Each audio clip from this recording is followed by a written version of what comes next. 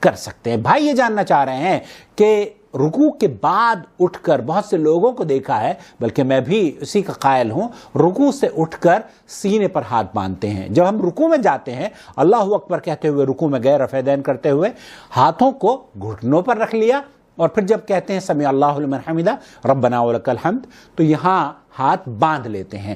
بھائی یہ جاننا چاہ رہے ہیں کہ اس کی کیا دلیل ہے، کیا یہ سنت سے ثابت ہے؟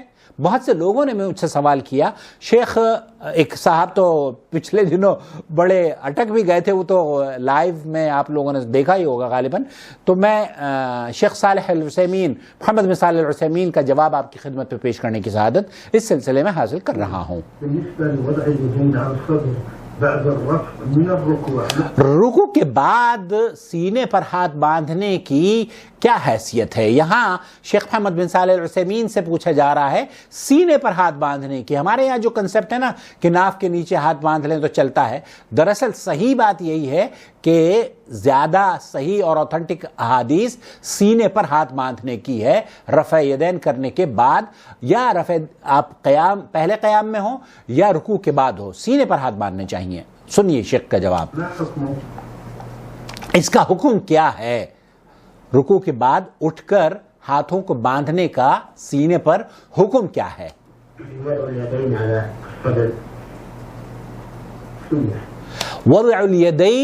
وضع الیدین علی الصدر، وضع الیدین فی الصلاۃ۔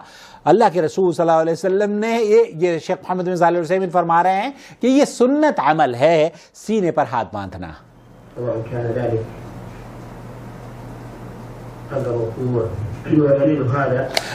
اس سے قطع نظر کہ یہ رکوع سے پہلے ہے یا بعد میں، اور اس کی دلیل کیا ہے؟ آپ کو اس سے اختلاف کا حق حاصل ہے، لیکن ادب اور شائستگی کا، جیسے میں اکثر اپنے دوستوں کو ادب اور شائستگی کا درس دیا کرتا ہوں،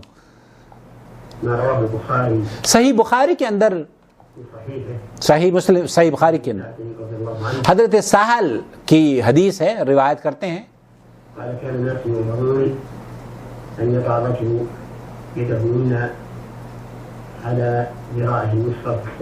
ذراعہ یسریٰ فی الصلاۃ۔ شیخ فرما رہے ہیں حضرت سہل رضی اللہ تعالی عنہ، صحیح بخاری کی روایت ہے کہ لوگوں کو اس بات کا حکم دیا جاتا تھا کہ وہ اپنی اس بازو پر، الٹے بازو پر سیدھے ہاتھ کو رکھیں۔ اگر آپ، صحیح بخاری کی روایت ہے، اگر آپ بازو پر سیدھے ہاتھ اس طریقے سے رکھیں گے یہاں، تب وہ سینے پر ہی آ سکے گا۔ تو اس سے قطع نظر کہ آپ کہاں باندھ رہے ہیں، صحیح موقف یہی کہ سینے پر باندھیں، لیکن شیخ فرما رہے ہیں کہ اللہ کے رسول صلی اللہ علیہ وسلم کی جلیل القدر صحابی، صحیح بخاری کی یہ روایت ہے کہ لوگوں کو اس بات کا حکم دیا جاتا تھا کہ وہ اپنے ہاتھوں کو الٹے ہاتھ کے اوپر سیدھا ہاتھ رکھیں۔ نماز میں سیدھے ہاتھ کو اوپر رکھا جائے گا اور الٹے ہاتھ کو نیچے رکھا جائے گا، یہ اس پہ کسی کا اختلاف نہیں ہے۔ اختلاف یہ ہے کہ سینے پر باندھیں یا ناف کے نیچے باندھیں۔ بہرحال اختلاف سے بچتے ہوئے آپ کو یہ بتایا جا رہا ہے کہ رکوع کے بعد آپ کو کیا کرنا ہے۔ هذا الحديث عام والعموم في قوله في الصلاة۔ یہاں اس حدیث میں، کیونکہ اللہ کے رسول یہ جو حدیث بیان کی جاتی ہے صحیح بخاری کی، اس میں فی الصلاۃ کا جو لفظ ہے، اس کا مطلب یہ ہے کہ نماز میں ہاتھ کہاں باندھے جائیں گے اس کا تعین واضح طور پر کر دیا گیا ہے کہ نماز میں ہاتھ باندھے جائیں گے یا نہیں باندھے جائیں گے، کیونکہ سجدے کی حالت میں ہاتھ کہاں رکھے جاتے ہیں اس کی وضاحت صریح الفاظ میں حدیث میں موجود ہے۔ دونوں ہاتھوں کو زمین پر رکھنا، یہ باقی تمام جتنے بھی ارکان ہیں نماز کے، سجدے کی کیفیت کا ذکر کر دیا گیا ہے کہ آپ ہاتھوں کو کہاں رکھیں گے؟ زمین پر رکھیں گے۔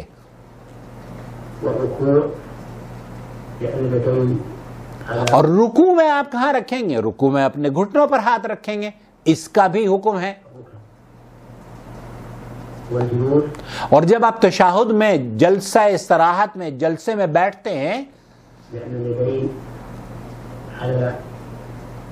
الفخذين. تو پھر اپنی رانوں پر آپ دونوں ہاتھ رکھ کر بیٹھتے ہیں. یہ عورتوں اور مردوں کے لیے دونوں کے لیے یکساں حکم ہے.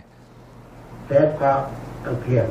فیبقى القیام. یہاں اللہ کے رسول صلی اللہ علیہ وسلم کی جو احادیث بیان کی گئی ہیں، جو دلیلیں پیش کی گئی ہیں کہ اللہ کے رسول صلی اللہ علیہ وسلم نے سجدے میں دونوں ہاتھوں کو زمین پر رکھنے کا حکم دیا ہے، رکوع میں گھٹنے کو پکڑنے کا یا گھٹنے پر ہاتھ رکھنے کا حکم دیا ہے، اور جب ہم تشہد میں بیٹھتے ہیں تب ہمیں اپنی رانوں پر بیٹھنے کا حکم دیا ہے، رانوں کے اوپر ہاتھ رکھنے کا حکم دیا ہے، مردوں کے لیے بھی عورتوں کے لیے. اب باقی کیا رہ گیا ہے؟ باقی رہ گیا ہے کھڑا ہونا، نماز میں کھڑا ہونا. یہی ہاتھوں کو رکھنے کی مقامات ہیں. ما قبل الركوع ومن بعد الركوع. یہاں اس بات کی نشاندہی کرنا بے حد ضروری ہے آپ تاکہ کسی مغالطے کا شکار نہ ہو کہ اس قیام سے مراد قبل الرکوع اور بعد الرکوع کا قیام نہیں ہے. وعن الإمام أحمد رحمه الله اور امام احمد ابن حنبل رحمۃ اللہ علیہ کا موقف بیان کر رہے ہیں. أن الإنسان يخير. انسان کو اس بات کا اختیار دیا ہے کہ وہ ان دونوں چیزوں میں سے یا ان دونوں طریقوں میں سے ایک طریقے پر عمل کر سکتا ہے. في وضع اليدين بعد الركوع إن شاء أرسلهما وإن شاء وضع اليدين.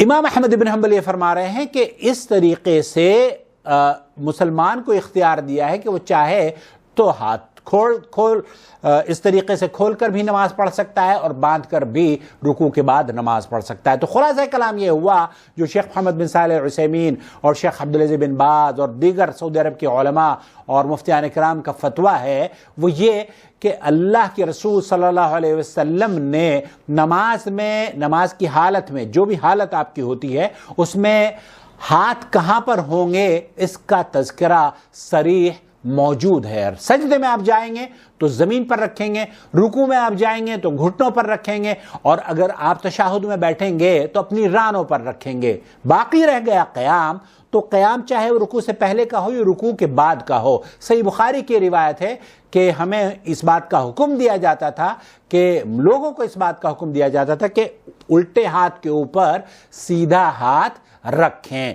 تو بات جو زیادہ مناسب معلوم دیتی ہے، کیونکہ شیخ ابن باز نے بھی یہی فرمایا کہ جب ہم رکوع سے کھڑے ہوتے ہیں تو مجرد کھڑے نہیں ہوتے بلکہ وہاں کھڑے ہو کر ہم ذکر و اذکار کرتے ہیں. وہ لوگ جو کہ ذکر و اذکار نہیں کرتے اور جنہیں ذکر و اذکار آتا ہی نہیں ہے، اور ان کے یہاں تو مساجد میں امام بھی نہیں جانتا، امام کیا کرتا ہے سمیع اللہ لمن حمدہ کھڑا ہوا اور ربنا لک الحمد کہہ کے جھٹکے سے وہ نیچے گر جاتا ہے، حالانکہ اسے کھڑے ہو کر سمیع اللہ لمن حمدہ ربنا ولک الحمد حمدا کثیرا طیبا مبارکا فی، اس طرح کے الفاظ کہنے چاہیے. اور یہ جب دعا آپ کر رہے ہیں، یہ اللہ کا ذکر آپ کر رہے ہیں، تو اس میں خشوع اور خضوع اس بات پہ زیادہ معلوم دیتی ہے کہ آپ کے ہاتھ سینے پر بندھے ہوں، رکوع سے پہلے بھی اور رکوع کے بعد بھی. واللہ تعالی اعلم. صلی اللہ علی نبینا محمد وعلی آلہ وصحبہ اجمعین. اس چینل کو جوائن ممبرشپ کے ذریعے پلیز سپورٹ کریں. Thank you so much.